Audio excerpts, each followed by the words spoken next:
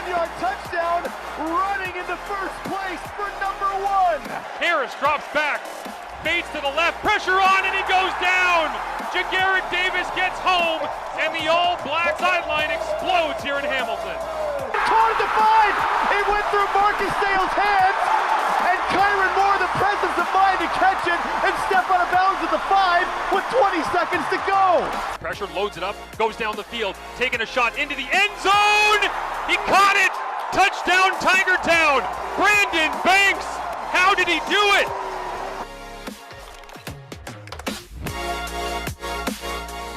Hello, everyone, and welcome to The Breakdown here on Canadian Football Perspective. Thank you for being with us. As always, DT got a very nice message from Miker on Instagram this past week. I want to read it to you here because we posted the graphic from last week's show of our very favorite 5, I guess, storylines going into the offseason is what we did last week, and Miker commented on it.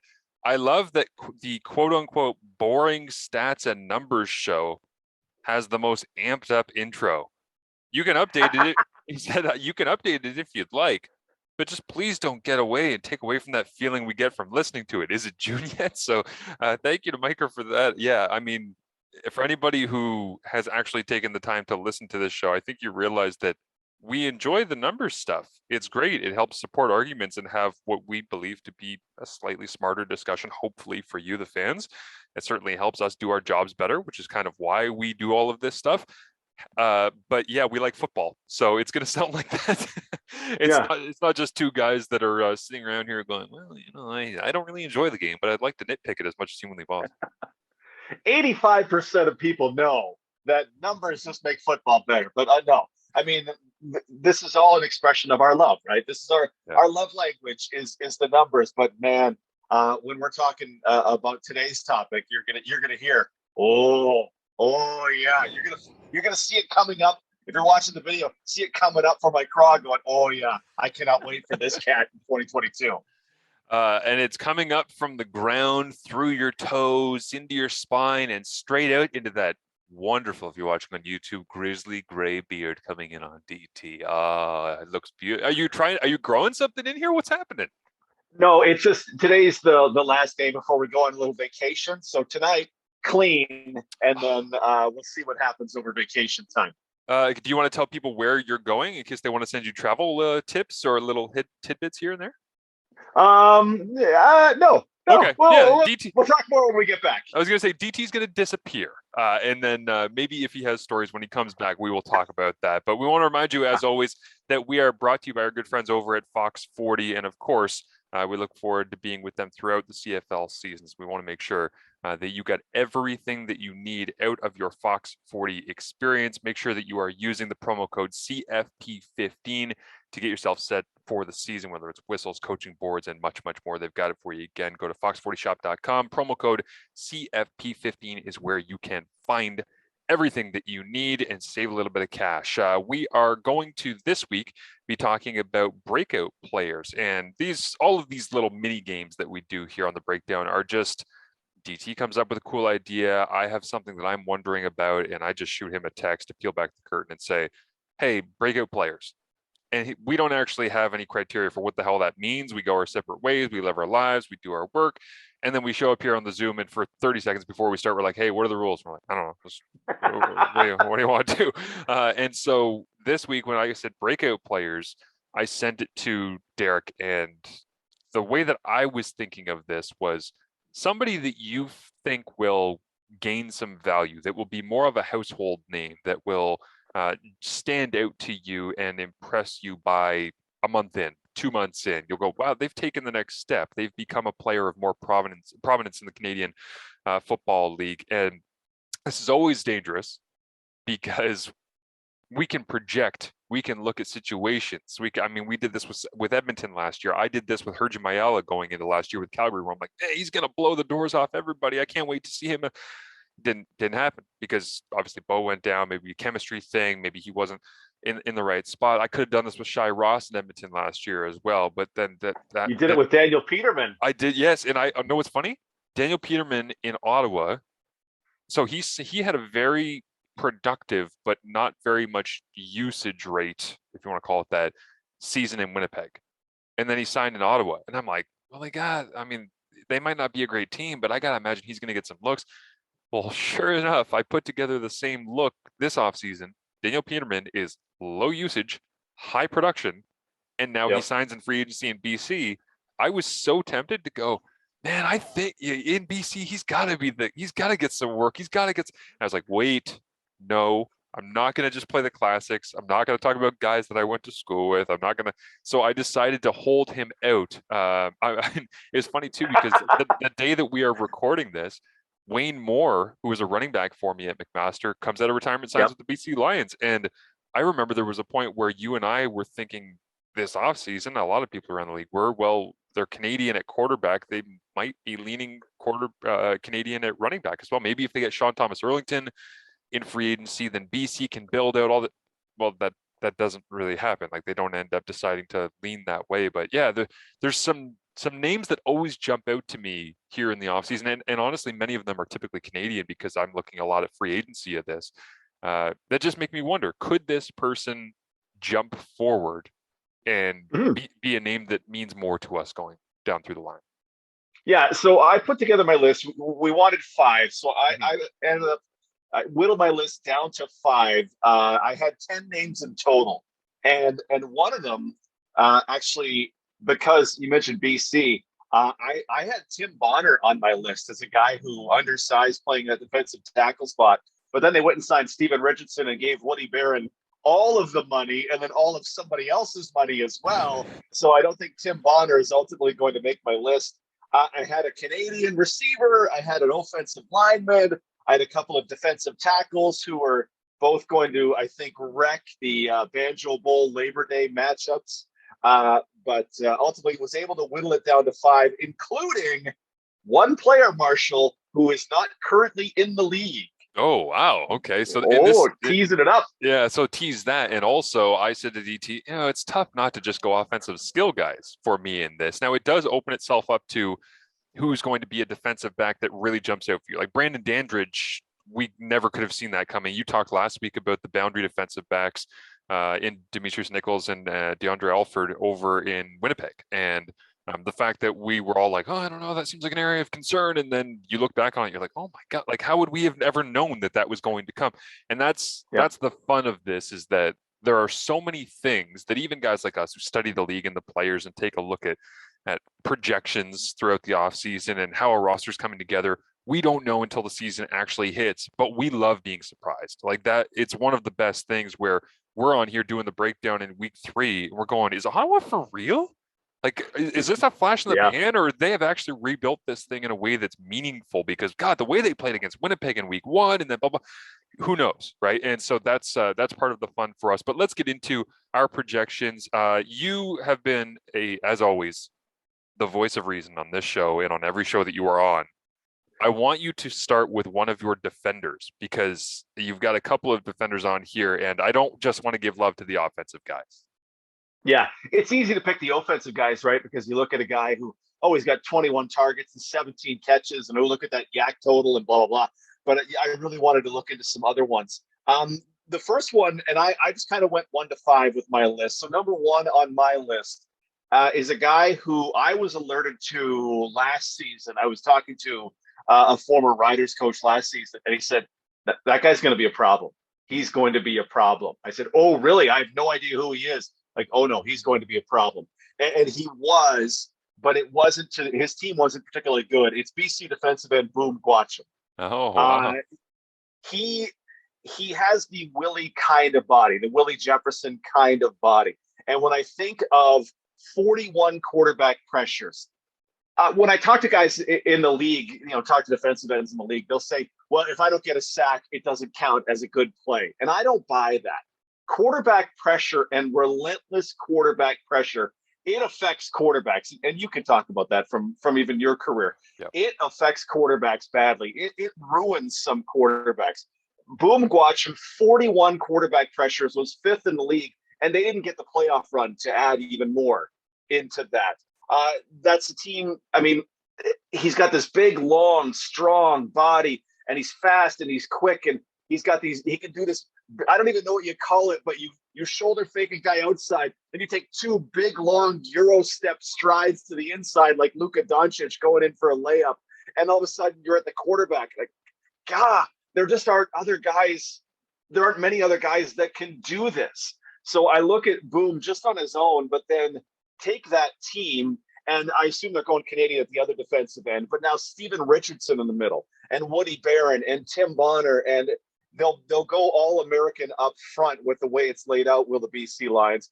Boom Guacham is going to get double-digit sacks this season. He is going to wreck teams. It's going to be a problem with it, and that is my number one guy who we will recognize. Plus, Marsh, when your name is Boom, that's going to play for everybody on TV and on radio. Yep, absolutely. The thing I'm intrigued about him is that Jamal Davis got released for NFL opportunities from the Montreal Alouettes, and he was the same body type. Like, we started to see this AC Leonard style, Willie Jefferson body type, Jamal Davis. Everybody's looking for the length, the 6'5", the knockdown king who can get after it and has that maneuverability and athleticism at that size and that reach. And I mean, he's very much in BC and very much motivated to be in BC from the things that I have heard about Boom. So yeah, if you're looking for not just a player that's ready to take another step, but also somebody who the ingredients are right in the equation for him to be there, it feels like playing in that defense that he knows and being surrounded by those players. A quick little side note on this I wanted to ask you, because I considered putting Steven Richardson in terms of pure numbers, but then I struggled with the idea of, well, why would he have more production in BC than he would in Winnipeg when they've got Jeffcoat and Jefferson over there? What do you think actually, and you know, this isn't necessarily as a breakup player, but what do you think happens to Steven Richardson's actual numbers in BC? That's a great question. I honestly think they probably go down. I think they're probably supported a bit by those tremendous defensive ends, and I think those defensive ends reaped a lot of benefits from Richardson. I honestly assume that they go down. I would have to go back and just see BC, if they're bringing Luchez Purifoy back in, maybe he's the Sam linebacker, and there's some blitzing from that side. Okay, well, Lacombo and Jordan Williams will be the cleanup guys. I feel like they're going to be. I think it's the ends. I think they go down slightly just because that Winnipeg defense was so good. But just strictly a guess off the top of my head. Yeah, and it's hard to project him going down when you know that they didn't sign him and bring him in to pair him with Woody Barron for him to eat double teams. Like, that's not the goal when you sign Steven Richardson. So I'm with you. That's a funny one that we'll have to kind of bookmark and look back on, I think, as we get kind of at the halfway mark of the season. Go, okay, well, what's actually happening to him there? How is he being used, and what is he doing in that team's scheme? But my first one for you here is shocker. I'm going to go receiver. Because I always love projecting the guys because there's so many receivers in this league, and some of them that I've looked at in the last couple of years have been Canadian, but I've got two American receivers on my list, and the first is Tim White in Hamilton. Okay. Yep. And the reason for this is that he, I believe, essentially made Brandon Banks expendable. At that point, once they started to see Tim White running freely, he's a triple jump guy, he's got the long strides, he's got the long speed, he's got a bounce to his game. He really started to come into his own with I think the partnership of him and Dane Evans, which likely the whole idea of, okay, Masoli's leaving, who are we going to have that works really well with Dane Evans? It's not as though Jalen Ackland didn't work with Dane Evans. They certainly had some chemistry, but I think the best duo of chemistry was Dane Evans and Tim White when Evans was in throughout much of this season. And when I put together the look at the best receiver duos, each team's top two receivers together, I was kind of amazed by the idea that it wasn't Brandon Banks that was leading the way in Hamilton. It was not, obviously Breakout Addison was dinged up. It was Ackland and Tim White, but Tim White was the heavy lifter in that pairing for Hamilton, and they were an average production grade tandem, and basically as a tandem they were slightly below league average when it came to workload between the two of them. So they weren't blowing you out of the water like Burnham and Whitehead or Lawler and Bailey in Winnipeg, or even RJ Harris and Ryan Davis had more workload, but that was just because Ottawa was like, I don't know, let's just chuck it to those two guys because we'll see what happens last year.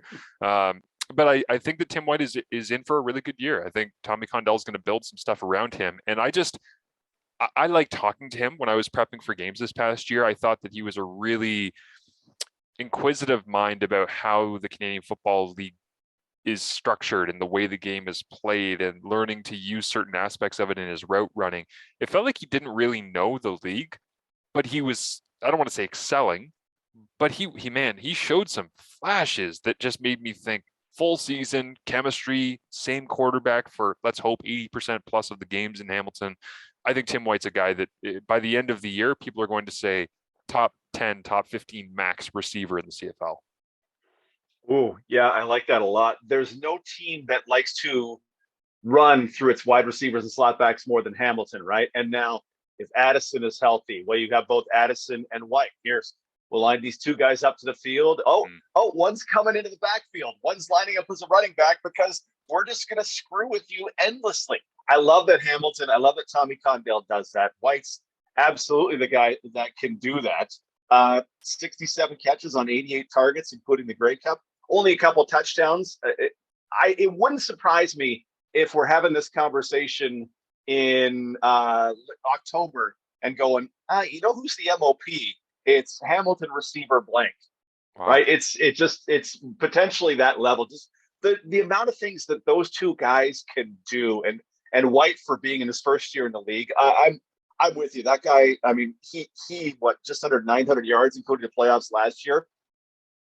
Turn that into 12 and 13 if there's more red zone action for him.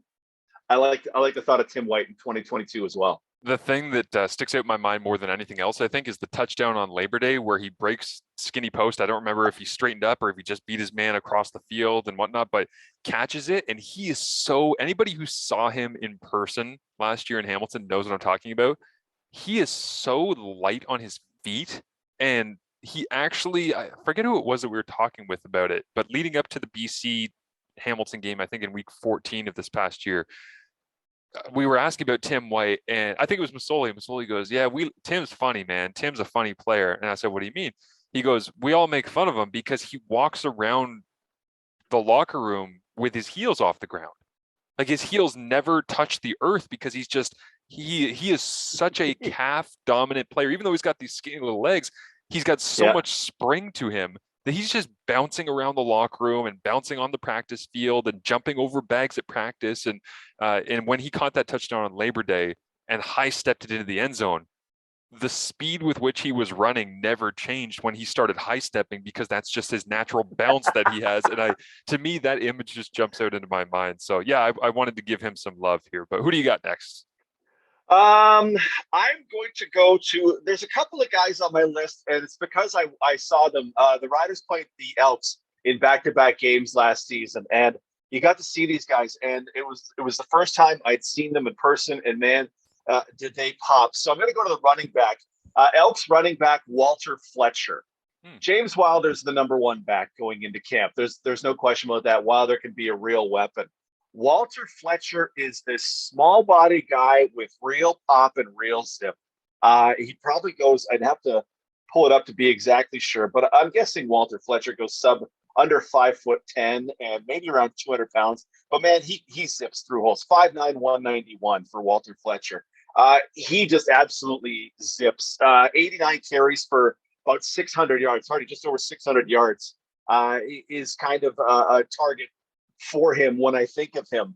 Part of it is because Walter really, really popped and showed that juice that I like. But another part of that is Stephen Mcadoo is the offensive coordinator in Edmonton this season. And when Mcadoo was in Saskatchewan, sure, there was the lead back, but there was always Marcus Thigpen. And Thigpen was in 2018 and 19, 90 carries for 600 yards. 45, 50 carries for Walter Fletcher, even in a backup role. McAdoo's always got time for that change of pace back. It's not going great for James Wilder on the first two drives. Here's some Walter Fletcher. Oh, he popped one for 60 yards. Okay, let's roll with that for a second. He was hampered in Edmonton, as Wilder was, yards before contact. He got 1.6 yards before contact, which was not a great number, but still turned it into a pretty decent performance. Walter Fletcher, as much as I'm the anti-running back guy, we're going to get to know Walter Fletcher this season. Maybe not in a huge role, not going to lead the league in rushing, but he's going to be that change of pace guy under Stephen Mcadoo that is going to pop, I think, for the Elks. And they're not going to be afraid to run James Wilder Jr. a ton. So people might, as you're saying, go, he's not going to be the main guy. We might not get to see a whole lot of his touches. But as a general rule, I don't care how big your biceps are, James, sorry, that if you run a running back that much, at some point, they're going to need a spell. Like, you cannot run the foot, and Steve McAdoo loves to run the football. They're going to be physical up front. Yep. And so, yeah, I'm with you. I like that one because, as we said off the top here in the CFL, expect the unexpected. And if you're looking at Edmonton and you're just assuming, well, James Wilder Jr. is going to have 90% of the touches, I'm here to tell you he's not. At some point, he's going to need a little bit of love from a backup. And I mean, even great example of that's William Stanback this past year, where Canadian Jesron Antwi ends up coming in and essentially having the same amount of productivity. 2 DT's point about running backs of like swap them in, swap them out. And yeah, I love the idea of Fletcher, who I bet you there are a lot of people listening to this who, even if you're a diehard CFL fan, which you probably are because you're listening to this, that you are saying to yourself, yeah, I think I've seen that Fletcher, like the name sounds familiar, but I don't really know anything. Great pick. Yeah. Because that's exactly the criteria we're looking at is I think that guy's in the league. And then the next year you're going, oh, I know who that, like, for example, I would say Kadeem Carey is someone where, oh yeah, I think I've seen him in Calgary. And then in 2021, you're like, oh wow, he's one of the best in the league at that position doing that. So we'll see whether or not Fletcher can get to that point. I'm going to actually stick in Edmonton with my next one and go off the board away from offensive skill position players. Oh, are you going to take mine? Oh boy, because my next guy's from the Elks too. Offensive lineman going home. Mark Cordy is where I'm going to go with this one, and I get it. There's this sentimental nature to having his parents being in videos promoting season tickets, and it's where they had their first date and all of these things. But I am a big believer in the full circle, big picture vibe that being an offensive lineman that's destined to play for a certain team gives you. You've seen it in Saskatchewan. We know what happened for a long time out in Winnipeg with old Big Bluto there, Chris Walby. There's just this marriage in the Canadian Football League of when a guy is supposed to play for a team, he just kind of makes his way there. And for me, going through the draft and watching Mark Cordy and seeing him play with the University of Alberta Golden Bears, I thought, yeah, I mean, he could be a really nice piece somewhere else for a while. But then you see this, as we were just talking about, which is why I wanted to put him here, Steve McAdoo's going to run the football.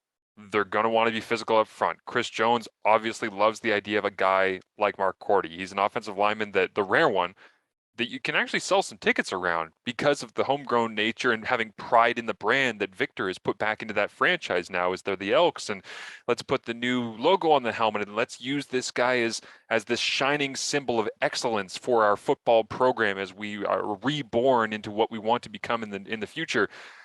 All of those things to me scream a lot of marketing, a lot of prowess, but I've also watched Mark Cordy on game film, and I'm here to tell you, Drew Desjardins just signed with the New England Patriots. I don't think Mark Cordy is much different than Drew Desjardins. Like, I've watched Drew Desjardins from the end cut. I've seen him live. I've watched back I haven't graded him out like a Pro Football Focus type thing necessarily, but I like Mark Cordy a lot. I think he's got such a natural, wonderful skill set. And I think it fits perfectly what Edmonton wants to do moving forward. So again, this is not one of those things that you're going to be watching a game and you're there with your wife or your kids or tapping them on the shoulder. Oh my God, you see that block by Mark Cordy? It's not going to be something you appreciate. That's not how football works. But I'm saying people that know around the league, I think, will see him on game film this year and go, man, that guy he's becoming one of the best in our league. Cordy is, you remember Spencer Wilson? Yes. Yeah. Yeah. And folks listening may well remember Spencer Wilson sent out to voicemail. That was bizarre. Hopefully I'm back. Spencer Wilson in Calgary played every position on the offensive line. I just pulled up Mark Cordy. Yeah. 20 starts at left tackle, 5 at left guard, 10 at center was his past season, 1 at right guard, 1 at right tackle in his career. That's all 5 positions. Edmonton probably set at left tackle because they went and traded for Tony Washington. But where do you want him? Yeah. Where do you want him to be? Where do you want him to play? Where do you want him to be dominant? Oh, somebody gets hurt. No, it doesn't matter. We've got Mark. Mark will cover it. Tony's down. Mark's at left tackle. We're good. He's that kind of guy that can, at an elite level, take care of whatever you need. So I like the thought of that. And I mean, Brendan Labatt, right? What goes from Winnipeg to Saskatchewan. Guys just find, just want to be where they're from, and that's I think it's a tremendous story. And yeah, Viktor Koi and the gang in Edmonton should capitalize on this, because frankly, according to Dunk, they paid him $205, so you better squeeze every drop of value out of him for the coming season. Absolutely. I don't know what odds you can get on this, or if they exist, because it's extremely niche, but I would very much be taking the over if it was set at 0.5 on touchdown passes caught by Mark Cordy in Edmonton this year. And I don't know if that's a directive that comes down from the top, from the business side, and they tap Chris Jones on the shoulder. Victor says, hey, get him a touchdown. Let's get him a touchdown at home. Let's see if we can do that. Like Labor Day rematch, maybe, where you get a little slip to the flats, or he's playing tight end, little block down chip and release, or something of that nature. I would take him catching a touchdown this season, because they're going to want to do something special now that he's back home. So lock that one down if you can, while the odds are still good. I'll pass that along to my prop master buddy, Aaron Korolnik. Anytime touchdown scorer, Mark Cordy, when it comes to the Labor Day game. I guess my one question for Cordy when it comes to Edmonton, and trying to decipher who's responsible for what. Among centers, he allowed, pressures per game. It was really quite high. So I'm curious to see how much of that was Ottawa was a disaster. Just a disaster all the way through. So, that's the one thing. Not a huge number of times where he gets beaten straight up for a sack. So that's encouraging. But for an interior player, allowing almost 2 pressures a game, according to my numbers, ends up being quite a bit. So we'll see what it looks like in Edmonton, and how much they can. Yeah, I mean, David Beard at center. Where does Cordy fit in? I haven't seen where Cordy fits in exactly. So I'm curious to see what Edmonton and Mcadoo decide to do with him. In a season of attrition, the thing that jumped out to me that it really convinced me about who Mark is as a player and as a person as well. And sometimes you get coach speak on these things, but in an interview that was not recorded, it was our day before Zoom call, week 4 BC Ottawa last season. I asked Paul Lapalisse to explain Mark Cordy playing center in one word, and I thought he was going to go with a football term, powerful or stouter. He said leader. And the reason that he said leader, and typically the center is the guy who's kind of running the huddle, and he raises his fist and calls for everybody to circle around him and all that. But he said leader because it's not what he's comfortable with. It's not what he wants to be doing. But he was put in that position because Fontana decided to sit out the year. And I'm trying to remember who else they had that I think they tried to play in that center spot. I think there was one other that got injured relatively early on. And they basically took Cordy and said, listen, man, you're our best. We want you in the middle. We want you to become kind of the heart and soul of this thing. And they used a billion different offensive line combinations. So you got to factor in who he was playing with at his guard spots, communication, being able to deal with internal twists, middle linebackers blitzing and looping around. There's a lot of bullets that get flying when you're in that spot. And I think a lot of it was against him, but Lapalisse just said he's a leader. He's watching as much film as anybody. I walk past, crack open the door. He's always in there trying to figure it out. So if he finds a spot that he feels comfortable, that guy's going to be a perennial CFL All-Star for a decade in Edmonton. Yeah. Andrew Pickett got the other 4 starts at center for the Red Blacks, and 13 different offensive line combinations in a 14-game season was how the year went for the Ottawa Red Blacks. 13 different combos is a huge number. I got a feeling they won't have a quarter of that this year. If you were to ask me, I think that they would have maybe 3, barring injuries, obviously. I think they'd like to get a set group of 5 in Ottawa. And it's funny too, because if Cordy would have stayed in Ottawa, we'd be looking at that group as suddenly one of the more talented, maybe, like between Ucomber Williams being in there and pairing up alongside some of the the others that they dabbled into. But he decided to leave, and it's obvious because the money and the fit and the family and all the things that we've already talked about. But all right, that's too much offensive line talk. Jeez, I mean, I'm just waxing poetic about lineman play here, but I know that'll make Walby happy if he gets a chance to listen. So there you go. Right, what do you got for your next one? All right, I had an Edmonton guy, but I'm going to hold that because we've had a lot of Edmonton talk right now. This is something which will strike close to your heart as you are recording, about to see the combine. My third player who is going to absolutely explode this season is whichever Philpott gets drafted by the Ottawa Redblacks. I almost did this. I was so close to doing this exact same one where I was just going to put Philpott.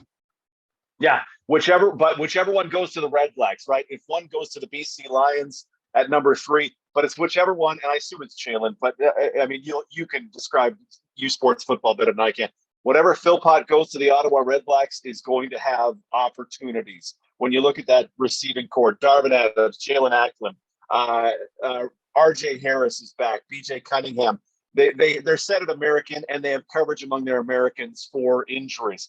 Shaq Johnson hasn't been, I haven't liked him as much as I liked him, I think probably 3 years ago when they let him slide inside a little more. Mm-hmm. But you plop Philpott in there at the Z, you move him inside in a little 2x2, or you let him be the receiver, but move him down toward the ball in the 2x2 and let him go.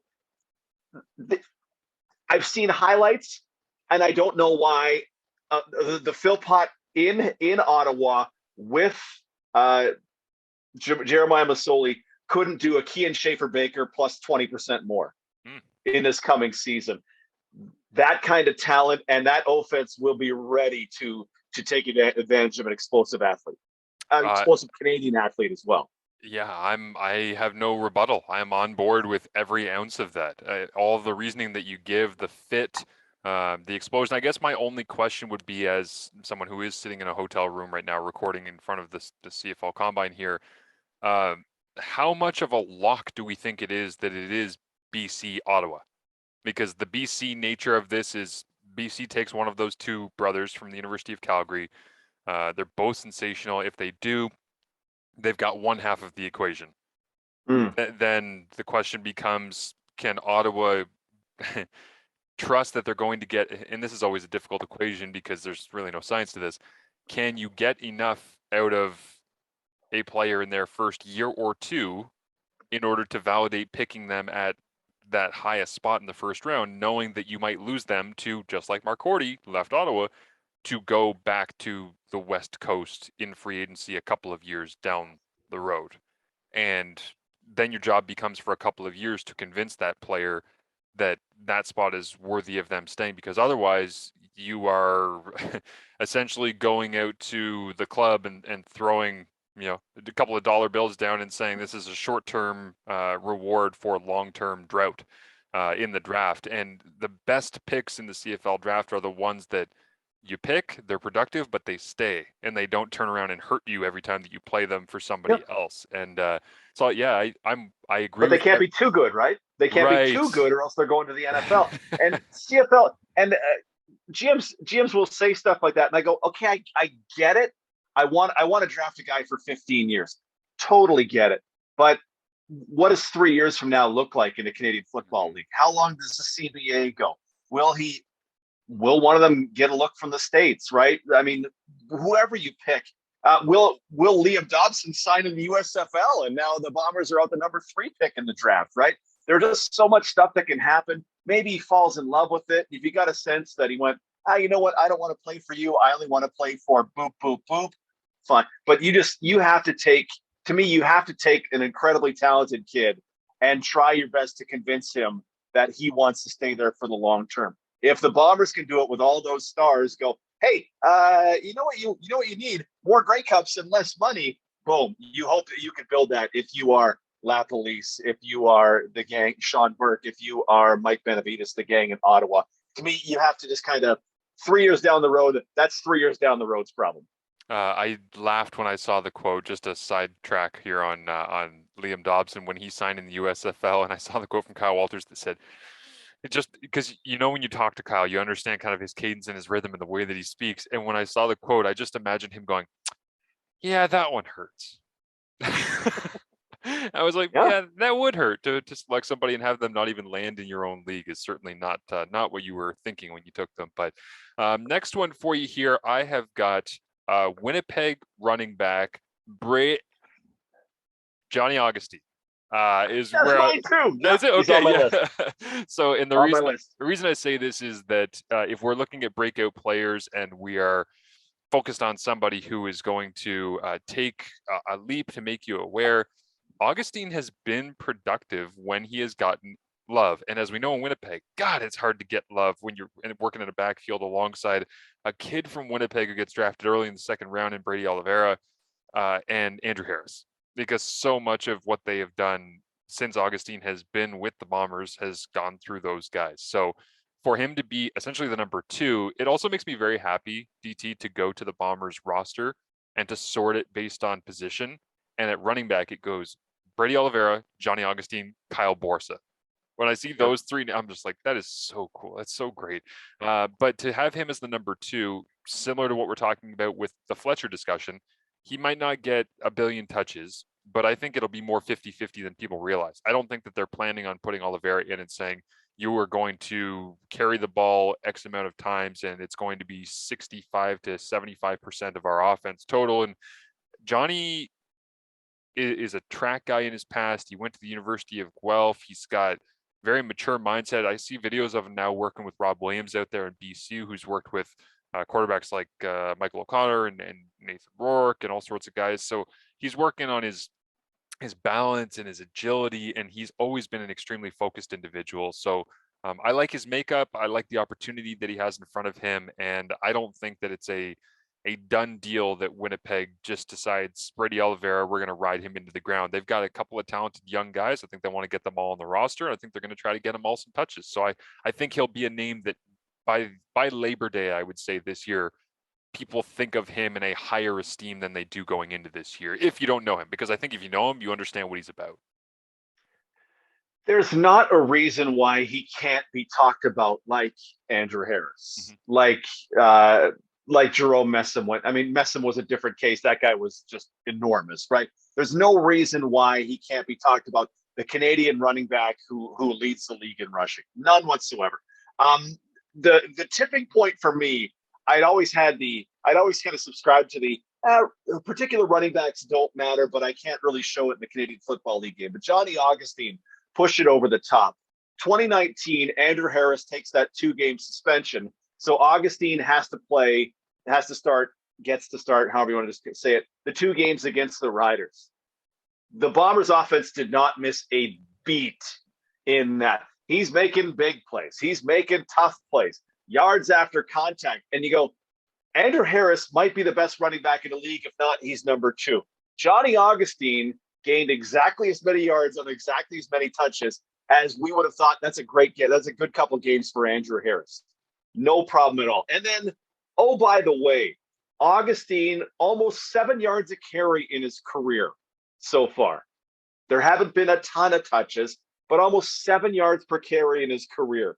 Almost 4 yards after contact per carry in his career. You think he tackled him? You didn't tackle him. 92% of his carries, he gets yards after contact. Those numbers are better than Andrew Harris. I'm not saying he's better than Andrew Harris, but to me, just give him the ball. I didn't understand why, and this is me not being inside the Bomber organization, I didn't understand why it was Oliveira and not Augustine in 21, based on what we saw in 2019 when he got those 2 starts against a really tough Riders defense. He ripped him up pretty good. 1 win, 1 loss, little strevolution in both games. But Johnny Augustine was on my list as a guy who, if he's not getting the touches, I don't know what's holding it back, because when he gets the ball, be it in the pass game, be it in the run game, he produces so well. Yeah, absolutely. And by the way, I can't wait that Strevler gets to throw touchdown passes to Tyreek Hill now. That's going to be great. Just a couple of Dolphins hanging out down. What a wild NFL offseason, which I'm sure everybody is a little stunned by. What would be the equivalent of Tyreek Hill in the CFL getting I mean, it would be Brandon Banks in his prime getting traded in the offseason for 5 draft picks. Yeah, it would have to be that level of guy, right? Tyreek Hill is just he's so special. Great. Can you imagine? Can you imagine on the big field how there's just guys that you go Mahomes to Hill with Kelsey on the big field, the Canadian Football League would just be incredible. I would Oh, love hey, to. best of luck. I was gonna say I would love to watch Tyreek Hill just run like a crossing route. Just like line up in the Mm. slot with a little bit of a waggle, and you throw it to him on a crossing route, and he catches it, and it's Lucky Whitehead off to the races. Oh my gosh! Or yeah, if Devontae Dedmon style, like just hey, you know what? You're going to go back and score 8 touchdowns on special teams this year. Yeah, that little 3-yard drag where the middle linebacker now has to chase him down. Like it's not even if he's even, he's leaving. If he's 5 yards behind you, he's still leaving too. Yeah, Yeah, exactly. man, no, All right. So that's we've crazy. both got Johnny Augustine on that. So I'll just jump back in with my fourth, which is I'm actually going to Ottawa for this one as well. And I mentioned him a little bit earlier. I was trying not to tip my hand too much, but I don't know if this player is going to have a breakout season. This is more of I guess they're all projections, but a projection of interest for me. Mm. You've talked about the Ottawa receiving situation and how a Philpott can go in there and where they will slot in between the Darvin Adams and the Jalen Acklin and all the rest. Ryan Davis. Ryan Davis he was so interesting, and interesting is an overused adjective, but he was so interesting in 2021 because not a good team. He gets a ton of touches, and really, of all the receivers that they worked through their lineup, he was the one who who actually stayed in the lineup and actually got attention each game. And it felt like they changed the way in season that they used him. At first, it was just conventional, we're just going to throw you the ball. And then they realized how good of an athlete that he was. And they started to say, okay, jets, bubble screens, quick screens. Okay, now we're going to pump and go you down the sideline. Now let's go a little wheel route. Now let's, and he Mm-hmm. started to kind of carve out this weird little productive, considering the context of the Red Blacks and what productive was, he was productive within their framework, and he got a lot of looks last year. So I was kind of wondering at the end of the Red Black season, what will be the holdover pieces from this train wreck that they deem to be worthy of giving an opportunity in 2022? And Ryan Davis I think he's that player for them on offense, especially at the skill positions.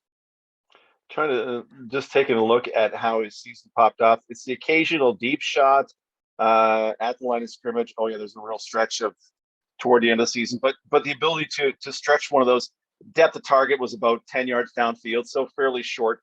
Just looking at the receiving core, Ackland's got to start, right? So Darvin is a traditional X, okay. RJ Harris can probably Ackland and BJ Cunningham and RJ Harris and Darvin Adams and Ryan Davis. 1, 2, 3. You probably only get to run 3 of those guys. So I'll be curious to see what they do. BJ, RJ, and Darvin are more alike than they are like Ryan Davis. So I think he gives you a little extra something in there, right? For the reasons that you mentioned. So maybe it's Acklin, Ryan Davis, and one of those guys probably has to go in training camp. Mm-hmm. So I think there's the opportunity for him. You have a Levi Noel and Nate Bahar on the inside. You then one of the Philpotts is ripping things up from the Z position with Shaq Johnson on the outside. I think there's room. Everything about Ottawa is so tough to judge, though, right? They had no quarterback. Like Matt Nichols was not Matt Nichols this past season. And then Caleb Evans was just, what was his sack rate? 13, 14%. And then his adjusted interception rate was probably 8, 9, 10%. Like it was so troubled that I don't really have a feel for what Ryan Davis is. He was, and a team in which your 3 special teams players were your 3 best players it's a weird spot to try to be working from and inferring from. But I like the thought of more Ryan Davis in 2022. I hope he finds a spot. I don't think it needs to be a consistent one. I just really think that it has to be something that he can earn the opportunity to get more touches as the season goes on and be the change of pace. And the thing I think that could be really underrated is he has the opportunity here to be a score zone threat. And I don't know what kind of incentives he's got in his contract for scoring, but man, like if he plays a certain style, Lapalisse is just going to put the most dangerous players on the field down in the score zone, whether it's, as you say, BJ, RJ, Jalen Ackland is going to stay on the field no matter what. But like, if you got to take Darvin Adams off the field, go with a different formation and use Ryan Davis to give you some speed flying around in between the hashes, I could totally see them going with that. So we will, we'll see as that one shakes out. Yeah, who among those is the multiple weapon that LaPolice had in Nick Dembski in Hamilton? Pardon me, in Winnipeg, right? Who's the multiple weapon? The guy who can run it. I mean, to me, that's Davis. None of those other guys I seem to fit the bill. They all have their own skill set. Darvin Adams is regularly the deepest targeted receiver in the Canadian Football League. BJ Cunningham is absolutely tough and a big play threat as well. But who's the smaller multiple weapon speed guy? We were talking about Tyreek Hill, who's running those drag routes for the Ottawa Redblacks. That would seem to be Ryan Davis, because none of the other names that they've signed in the offseason of American guys, none of them pop out to me, particularly as somebody I know. So yeah, there's room for Ryan Davis in that LaPolice offense. Absolutely. We shall see. All right, fifth and final for you, and I believe you have another one off the board on me here. I do. I went defense in this one, and again, it's a guy that I saw in person. He really popped off in a game against the Riders, and then I watched him as the season went along, and I was like, oh my gosh, what's happening here? Is this brand new to the Canadian Football League guy who comes in late in the season, or at least starts getting reps late in the season? Is this him for real? Edmonton quarterback Nafees Lyon. Yes, you loved him. I remember this. Yes. Yeah, when it was Shaq Evans didn't have the greatest season coming back from that broken leg, as you'd expect. Lyon was in that boundary corner against Shaq in the game in Edmonton is the one I remember. And Cody Fajardo's trying to go deep to Shaq, and there's Nafees Lyon. Just here's Shaq, and here's Nafees Lyon, just right on him. I'm like, that's tight coverage. T for tight coverage. He was all over everybody he played against, excluding hitches and screens, because what's a guy in off coverage going to do against that?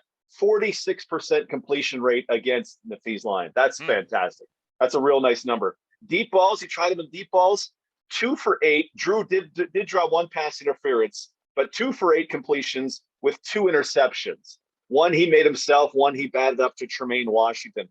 I watched that and I thought I'm going to need some more of that in a league where you can show pretty quick. I think Chris Jones, I don't know Chris Jones from Adam. I think he's going to enjoy that kid on the boundary corner this coming season, because he's made a ton of changes, but Nafees Lyon lives on there. Defensive stats like interceptions and stuff are so random in spots. You're not going to say, hey, he's going to have 9 interceptions to be defensive player of the year. But if you're in the 50% range completion percentage against, or even lower, you've killed it. And that's what Nafees Lyon did in limited action in 2021. That is a great one as well. I love that. So DT's list rounded out for you here is going to be Boom Guachman, BC, Walter Fletcher, Edmonton, a Red Blacks Philpott, which I'm so angry you stole that one from me. That was a great idea I had, and you took it. Running back Johnny Augustine in Winnipeg, and Nafees Lyon out in Edmonton as a defensive back. My list: Tim White, Mark Cordy, Johnny Augustine, Ryan Davis, and my fifth and final. This is going to be a theme, I think, until proven otherwise. Dane Evans. I'm going. Is it Dane Evans? It's a quarterback. Nathan Rourke of the BC Lions is where I'm going to go with this. And the reason I'm going Nathan Rourke from the BC Lions is that I think they are going to understand his limitations, and I think they are going to understand his strengths.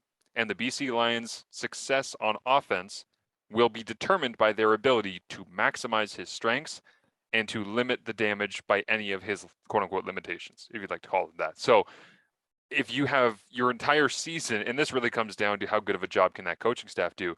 If your season, if your franchise, if Amar Doman buying in and becoming this influential member of the Lower Mainland and bringing back the pride in the BC Lions and all the rest, I hope that they realize you can't do any of that unless you give your quarterback the best opportunity possible to be successful. And so you've got to tailor absolutely everything to him so he can have success. I love the zip that he throws with. I love the running style. I think that he could be, and you've probably said this a billion different times, and I stutter even trying to get it out because I don't want to put this pressure on him because I think it's unfair. But Russ Jackson, in his early days in Ottawa, in the late 50s, early 60s, was a dual threat quarterback who ran the option when he was in university. Obviously, different time, 50 plus 60 years ago. But if you want a dual threat, exciting Canadian quarterback that is going to be marketed around your team, but is also going to have the physical skill set to be trusted with your offense, Rourke is that guy. And I think a lot of people right now, and again, it's we've talked about where BC likely projects going into the season, and we're a little lukewarm on that. But I think a lot of people are looking at him and saying, well, Riley retired and he was the guy that was in place, and they didn't want to make a huge free agency move and go and try and get somebody splashy that's a veteran that's been around the league. They didn't want to go with the Trevor Harris route. They didn't. I'm here to tell you, I've spoken to people in and around BC from their team, and they said two things that jumped out to me that said this guy is going to be thought of in a higher esteem by the end of this year than you thought going in. The first is, if he was American, we'd still want him to be starter. This isn't a Canadian thing. This isn't a marketing thing. This isn't coming from the business side of, hey, go get us somebody that we can sell the tickets around. They like him as a player. They did going into the draft, and they trust him. The second thing is they really think that he gives them something that many quarterbacks in this league don't, in that balance of run and pass. And the scrambling ability, I know this from playing, and you know this from being able to study the game so much, CT, is as quarterbacks get more comfortable in their system, they become smarter and smarter about when and where to take off. And he is going to get more comfortable in this system and understand the openings. He's going to start processing defenses at a higher level. To me, this is if Andrew Buckley was given the starting job in Calgary with a full offseason and they built everything that they were doing around Andrew Buckley, I'd be having the same conversation, because I just think that these guys that have this much raw talent, it very rarely gets utilized or gets given the opportunity. Rourke is going to get given the opportunity, and it's going to be sink or swim. I just hope that they build something around him that really opens his game up and plays an exciting style of CFL football, because I see it. I do. Like, from the little tidbits here and there and the things he's surrounded by at the offensive skill positions, I see it. I can imagine the Lions being productive and very fun on offense, and him being not necessarily the league's best quarterback, but let's say a top half guy. If he could be somewhere in that top half, if he could be 6'5", 4", in that range of the way you think of quarterbacks, I think that's a real possibility based on what I've seen. There are currently, in my book, only two quarterbacks who are designed running threats in the Canadian Football League right now. Cody Fajardo's number one. Jeremiah Masoli is number two. Vernon Adams runs well, but he runs in the scramble game. They ran them design runs only 8 times this past season. They did well in them, but if you're going to run the football, hey, William, stand back, go crush 7 people, and we'll be good. So there's 2 quarterbacks in the design run game of the Canadian Football League.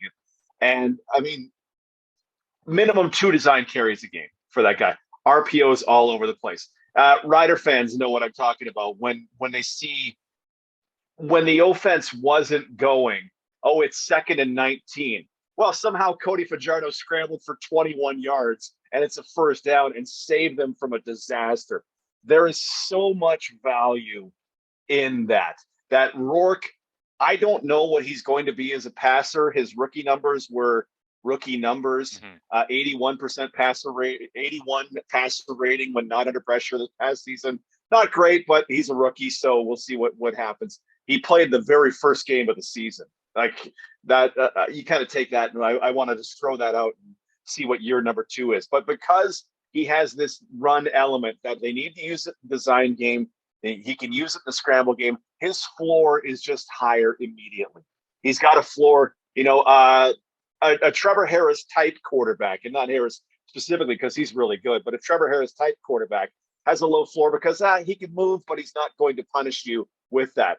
Oh, everybody's in man and gone down the field. Well, Nathan takes off because no one got home, and he's got 25 yards before anybody turns their head, right? You absolutely have to harness that. And oh, by the way, personnel-wise, they've taken advantage of every opportunity that an $85,000 quarterback presents, right? Oh, here's all the receivers you're going to need. Here is the defense looks ridiculous. Okay, ridiculous is a little far. The defense looks ridiculous in BC this season. So here's the ball back, Nathan. We got you 2 and out. Have at her.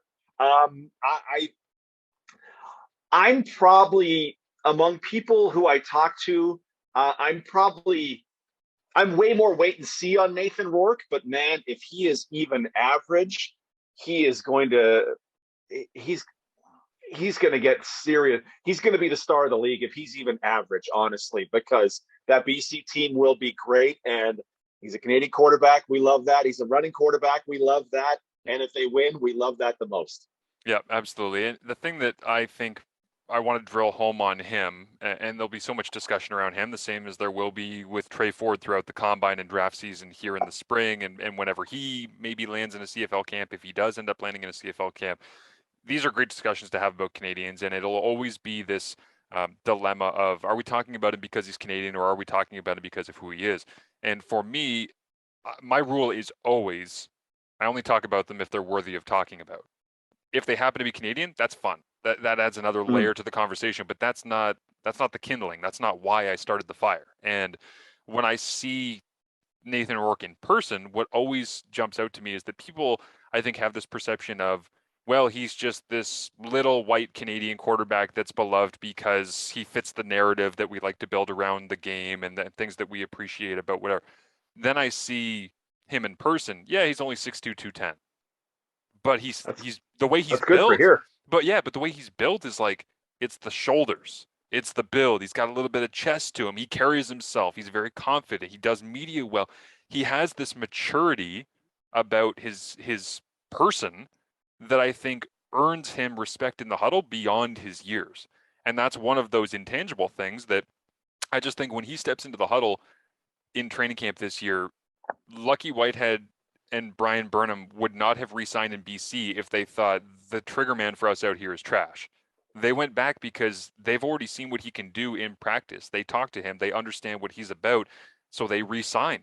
And to me, that vote of confidence, like, yeah, there's a lot of other things that play into that of comfort and wanting to be a long-time Lion for Burnham and all the rest. But I don't think that they would come back knowing that their team is going to have another awful year. We're going to be grinding it out in the bottom of the division.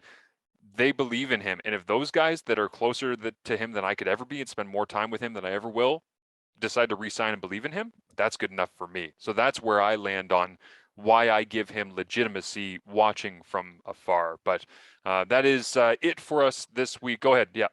Yeah, I was just going to say one final one is Lucky Whitehead's the perfect guy to have, I think, for a guy like Nathan Rourke. True. If you don't want to let Nathan rip the ball down the field, Michael Riley stall, 11 yards, average depth of target. If you want to keep it short and conservative, oh, hey, by the way, Lucky Whitehead turns hitch screens into 75-yard touchdowns, right? Perfect.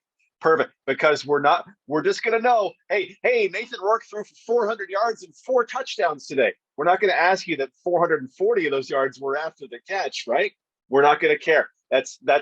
They've done everything to give him the spot. Offensive line, we'll see. We'll see, because that's been a trouble spot. But I'm on Team Rourke. I need to see it first. Yeah, I love the thought of that, though. I love the thought of him being good and pop, making that BC team pop.